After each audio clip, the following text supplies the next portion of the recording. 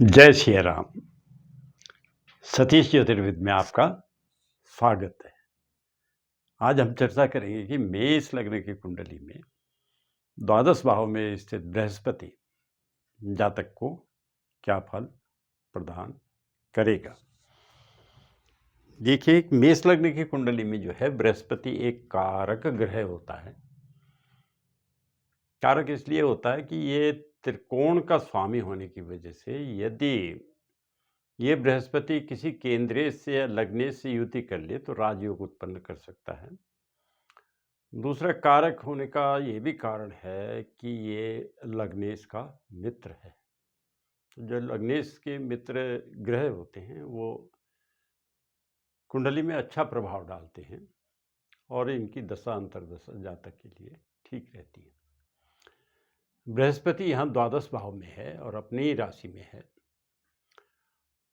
और भाग्येश होकर के इसका व्यय भाव में जाने से थोड़ा भाग्य में कुछ त्रुटि उत्पन्न करेगा। ये धर्म का पालन ठीक से नहीं कर पाएगा, पालन तो करेगा लेकिन उतना उचित ढंग से नहीं कर पाएगा और भाग्य की भी इसका सहयोग तो करेगा लेकिन त्रुटिपूर्ण सहयोग करेगा। लेकिन व्यय भाव में भाग्येश का जाना व्यय भाव के फलों को अच्छा कर देगा। यानी ये जो जातक है खर्चा अच्छा करेगा, अच्छी मद में खर्चा करेगा और खर्चे का संचालन आसानी से कर लेगा। और जो व्यय भाव होता है वो विदेश से भी संबंधित होता है, यानी जन्मभूमि के से जो बाहर के स्थान होते हैं उससे भी संबंधित होता है। और क्योंकि व्यय भाव के सभी फल ये बृहस्पति व्यय भाव में स्थित होकर के भाग्येश होकर के व्यय भाव में जाने के कारण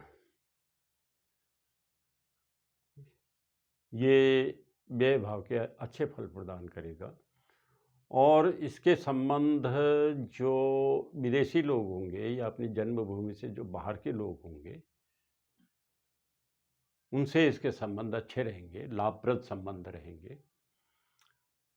और यहाँ से ये बृहस्पति जो है इसकी जो पांचवी पूर्ण दृष्टि है वो सुख भाव में है, चतुर्थ भाव में है। और चतुर्थ भाव में जो राशि है वो कर्क राशि है। कर्क राशि बृहस्पति की उच्च राशि होती है और ये मित्र की राशि भी है, चंद्रमा की राशि है। तो दोनों तरह से इसकी चतुर्थ भाव में जो दृष्टि होगी वो चतुर्थ भाव के अच्छे फल प्रदान करेगी। चतुर्थ भाव के जो फल होते हैं माता से संबंधित होते हैं, मातृभूमि से संबंधित होते हैं, वाहन से संबंधित होते हैं और भूमि मकान से संबंधित होते हैं।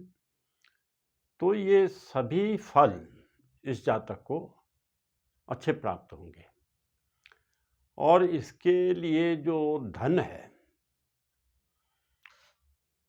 उसकी व्यवस्था द्वादश भाव से होती रहेगी। हो सकता है कि विदेश से कमा करके यहाँ धन दे और भूमि मकान वाहन वगैरह खरीदे और अपने घर में जो सुख के साधन हैं उनको पैदा करें, उनको इकट्ठा करें।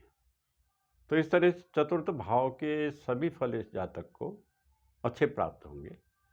थोड़ा बहुत जो त्रुटि होगी इन अच्छे फलों में वो इस वजह से होगी क्योंकि ये बृहस्पति व्ययेश भी है, भाग्येश तो है ही है लेकिन व्ययेश भी है। भाग्येश होकर के तो वृद्धि करेगा, व्ययेश होकर के थोड़ा बहुत त्रुटि इसमें कर सकता है, लेकिन कुल मिलाकर के चौथे भाव के अच्छे फल प्रदान करेगा।